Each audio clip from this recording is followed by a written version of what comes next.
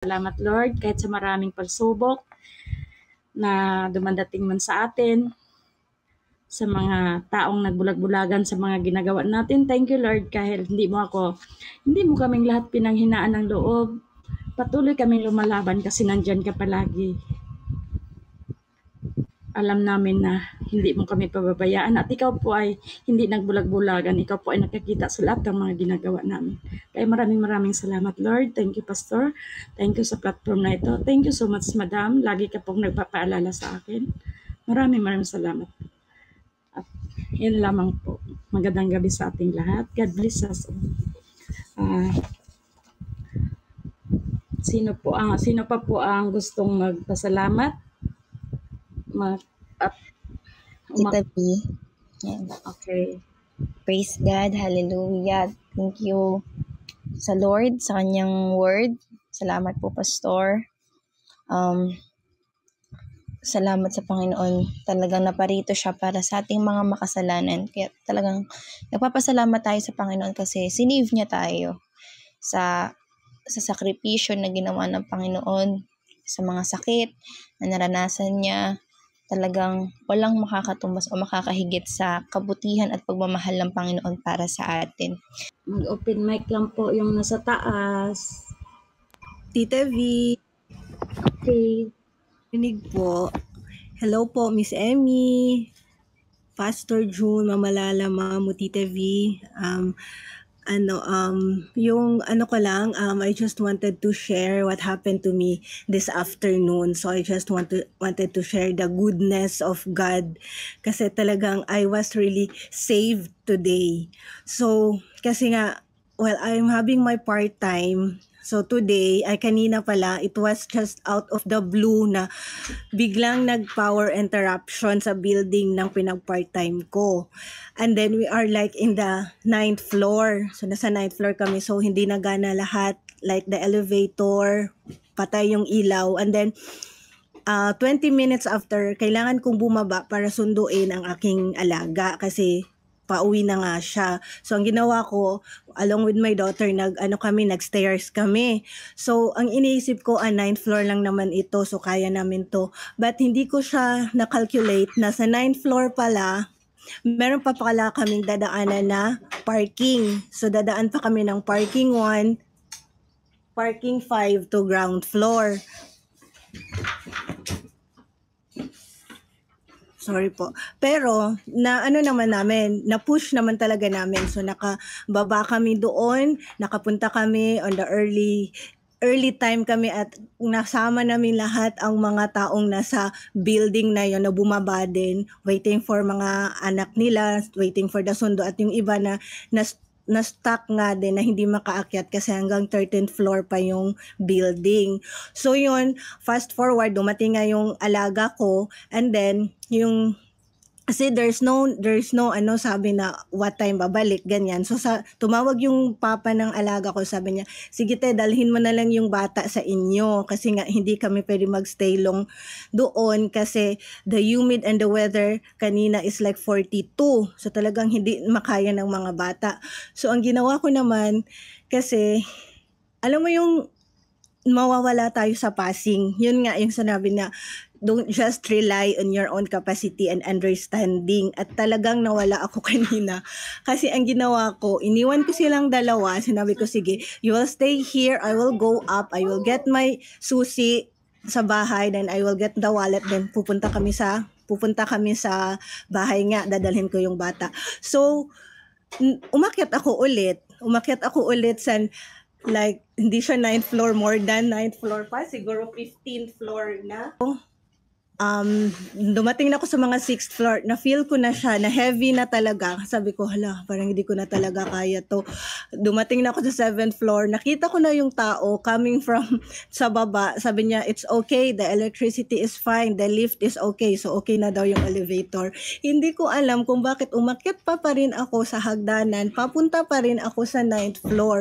Hanggang sa nagtaka na ako, bakit dalawang 8th floor na yung inakyatan ko. So, yun, nakapunta ako, nakapasok pumasok na ako sa bahay, inopen ko siya, and then alam ko talaga sa sarili ko na I am about to faint. So talagang mahihimatay na talaga ako kasi talagang nag-blackout na siya.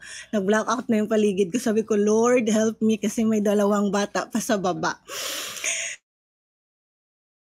Hindi ko alam kasi this responsibility ko yung isang bata. Sabi ko, Lord, hindi pwedeng mag-faint down ako ngayon kasi may mga bata sa baba.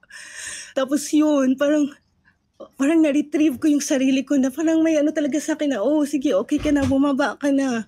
So, na okay naman yung elevator kasi paglabas ko, makikita agad na elevator. So, jump in ako agad sa elevator kasi may mirror siya, talaga nakikita ko yung self ko na I'm so pale white na talagang putlang-putla ako. Then pagbaba ko nga, yun nga, yung 2 bata nasa baba sila sa ground area. They're just waiting for me. Wala nang mga tao, sila na lang 2, tapos init na pula-pula na yung mga cheeks. Sabi ko, sorry kasi I made a wrong move today. Sabi ko sa kanila, tala mag-up na tayo. Yun, pag-up na namin, suka ako ng suka, talagang super na-drain out ako, alam mo yun. So sabi ko, bakit hindi ko agad sinabi na, Lord, help me with this situation. Bigla na lang akong umakyat, but then I'm so thankful that I was safe and I parang alam mo yun na ano ko sa Holy Spirit na, huy, umano ka, huwag kang magtawag dito, huwag kang magpalupay-lupay kasi may mga bata. So, so much kasi nga for the last na parang kung pipikit talaga ako, hindi ko talaga alam what time ako magising kasi nga talagang parang sinikmura ako, yung parang hindi talaga kaya ng stamina ko, yung parang gano'n. So I am so thankful for the Lord. Yung last ko talaga sinabi, Lord, help me. And Bisaya pa talaga, Lord, tabangi ko, Lord, yun. Then after a minute or second, parang lumiwan na itong makakasama ko. Kasi kahit pa paano, nakakaya kong magsalita, nakakaya kong maging makulit, nakakaya kong ikwento yung nararamdaman ko, nakakaya kong i-share sa kanila kung ano nangyayari sa buong araw ko. Lalo na po ngayon, andyan po sila Ate MK, sila Ate Rosie. Nakakasama ko po sila dito, lalo na sila Founder, sila Tita B. Maraming salamat po kasi kahit pa paano, kahit sabihin mo sa buong araw mo, napakalungkot, may sakit, may kirot, may kulang. Lalo na po sa mga OFW dyan, ginagawa na lang po nilang libangan yung popo, para po kahit pa paano, maging masaya po sila, hindi po nila maramdaman na mag-isa sila. Kaya maraming salamat po kasi kahit dahil po sa popo, mas dumami po yung nakilala kong tao. Maraming salamat po. And sa Ate MK, sabi niya nga, nalulungkot siya kasi malayo siya sa pamilya niya. Kaya po tuwing mag-open siya dito sa Popo, nararamdaman ko po na ang saya-saya niya kasi kahit pa paano, hindi niya nararamdaman mag-isa.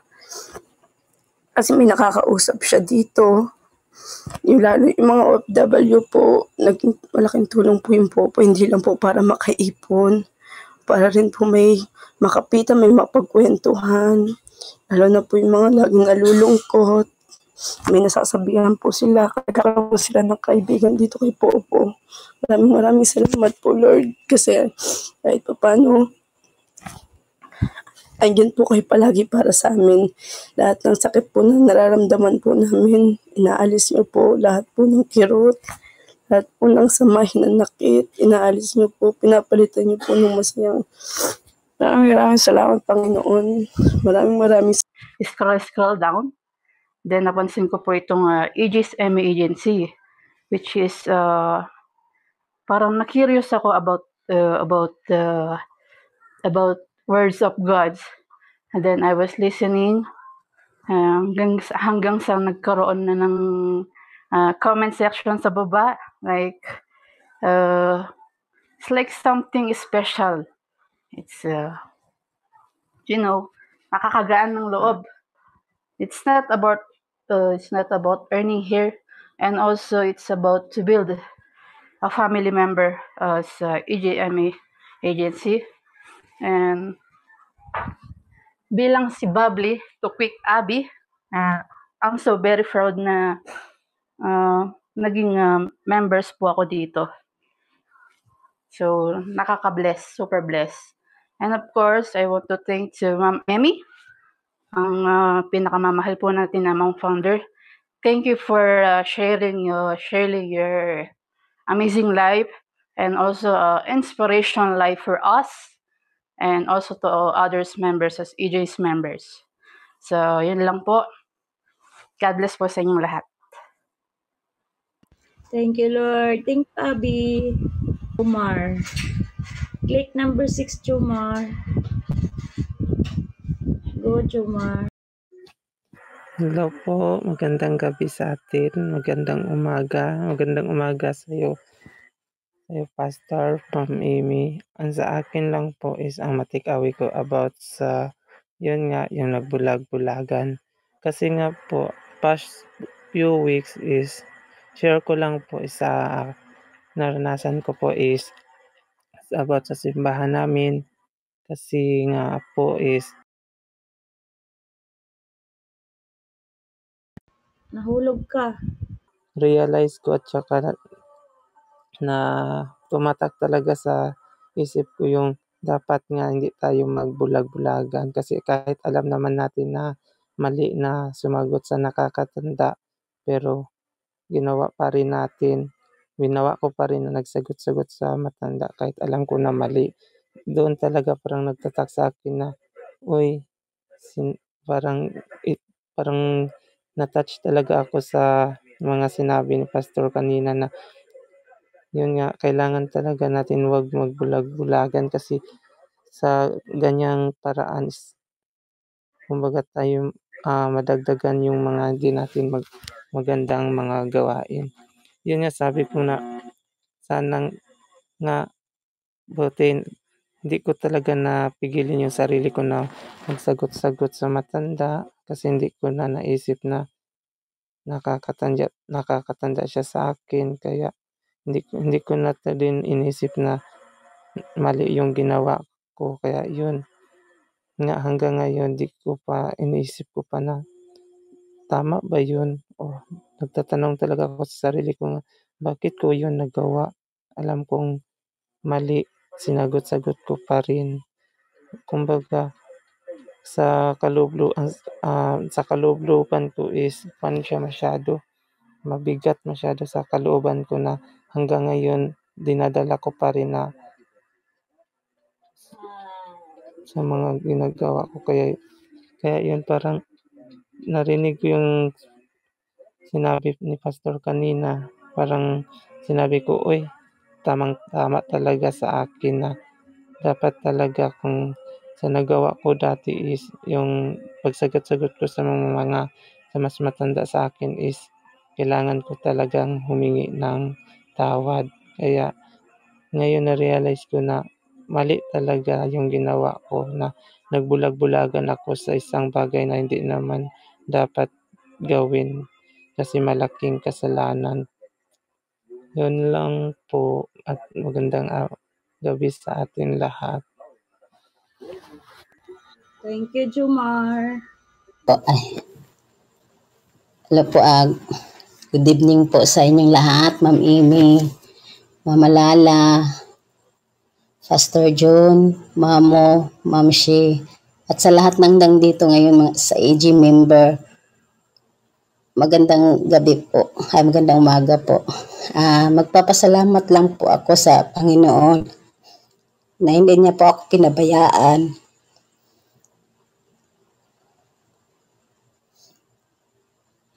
Sa mga karamdaman ko ngayon, na naging maayos na po ako ngayon at bumuti na po ang mga nararamdaman ko. Alam ko nandyan lang si God para sa akin. Dati po kasi parang nawala na po ako ng pag-asa na akala ko katapusan ko na. Pero alam ko po nariyan lang po si God at hindi niya ako pababayaan. At alam ko pagsubok lang po ito sa akin na kaya ko pong lagpasan. At nagpapasalamat lang din po ako na naging party po ako ng AG family. Nawala yung takot ko at nasanay na akong makihalubilo. Dati po kasi nahihiya po talaga ako. Hindi po ako sanay sa ganitong gawain. Pero natuto po ako at nagpapasalamat din po ako na marami po akong naging kaibigan dito. Nandiyan sila Imki, Rusi, sila Sis. Yan lang po, salamat po. Thank you, Lord. Thank you, Ate Arjin. Next po, Ma'am C. Tapos, benediction by Pastor John. Susundan po ng closing song by E.G. Mamu. Okay po. Let's close our eyes and feel the presence of the Lord. Aming mapagmahal na Diyos, maraming salamat po sa oras na ito ng papuri at pagsamba. Salamat sa iyong presensya na aming nadama at sa mga awit na nagpala sa aming mga puso. Naway ang aming pagpupuri ay naging kaaya-aya sa iyong paningin habang kami magtatapos. Dalangan namin na patuloy ka naming madakila sa aming araw-araw na pamumuhay. Gabayan mo po kami, Panginoon. Bigyan mo po kami ng lakas upang mamuhay ayon sa iyong kalooban. Puspusin mo kami ng iyong kapayapaan, pag-ibig at pag-asa. Sa muling pagkikita namin, dalangin namin ang patuloy mong pagkilos sa aming mga buhay. Sa pangalan ni Jesus, Panginoon, itinataas po namin ngayon ang aming mga kapatid na dumaraan sa matinding pagsubok. Iyong may karamdaman, inyo pong hipuin ang kanilang katawan at damdamin. Ipagkaloob mo ang kagalingan, kapanatagan at kalakasan sa kanila. Maging daluyan ka po ng himala sa kanilang buhay. Dinalangin din po namin ang mga nalulumbay, nawalan ng pag-asa at patuloy na nakikipaglaban sa kanilang mga pinagdaraanan. Yakapin mo sila, O Diyos. Paalala mo sa kanila na hindi sila nag-iisa, na naroon ka, laging tapat, laging handang umalalay. Panginoon, alalahanin mo rin po ang mga nawawala sa landas, yaong mga nalayo sa iyo, yaong mga naghahanap ng direksyon at kahulugan ng buhay. Hipuin mo po ang kanilang mga puso at tawagin mo silang muli pabalik sa iyong liwanag.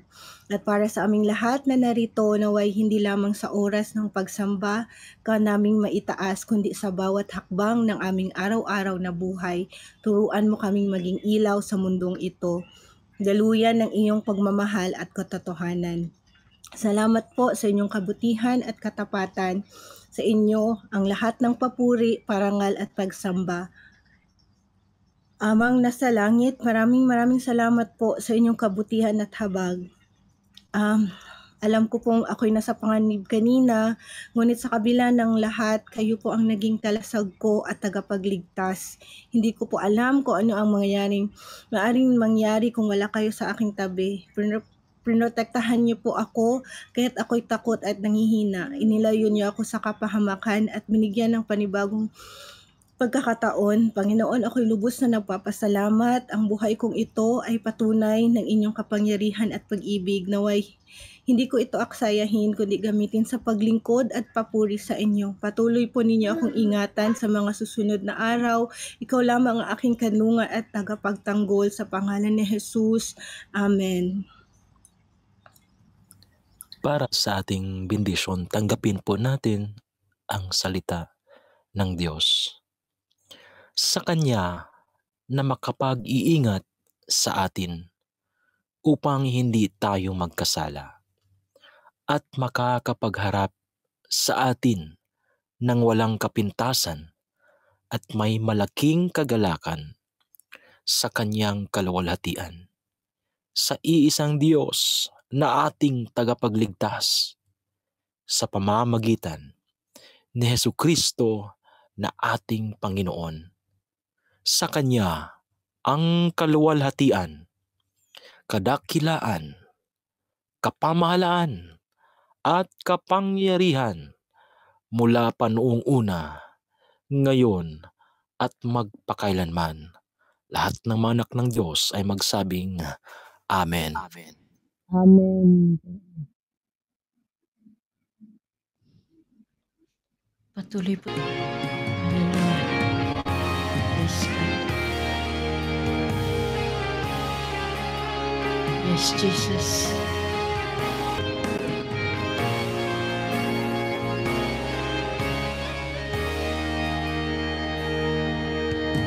walang hanggang katapatan.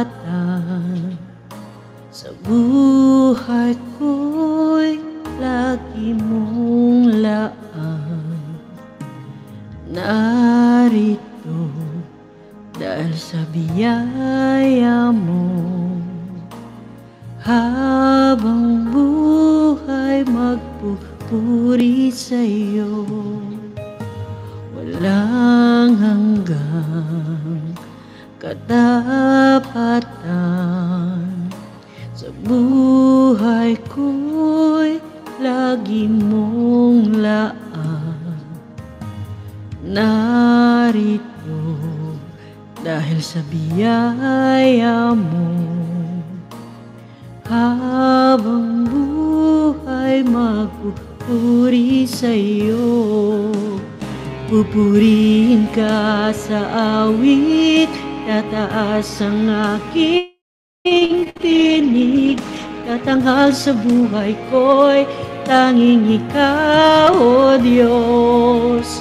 Higit pa sa kalangitan, ang iyong kalwalhatian.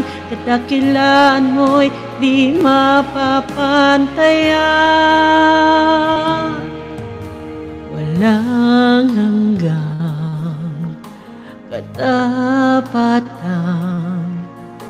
Sa buhay ko'y lagi mong laan. Narito dahil sa biyaya mo, habang buhay magpupuri sa'yo. Pupurihin ka sa awit, tataas ang aking tinig. Itatanghal sa buhay ko'y tanging ikaw, O Diyos. Higit pa sa kalangitan, ang iyong kalwalhatian. Kadakilan mo'y di mapapantayan. Pupurihin ka sa awit, tataas ang aking tinig. Itatanghal sa buhay ko'y tanging ikaw, O Diyos. Higit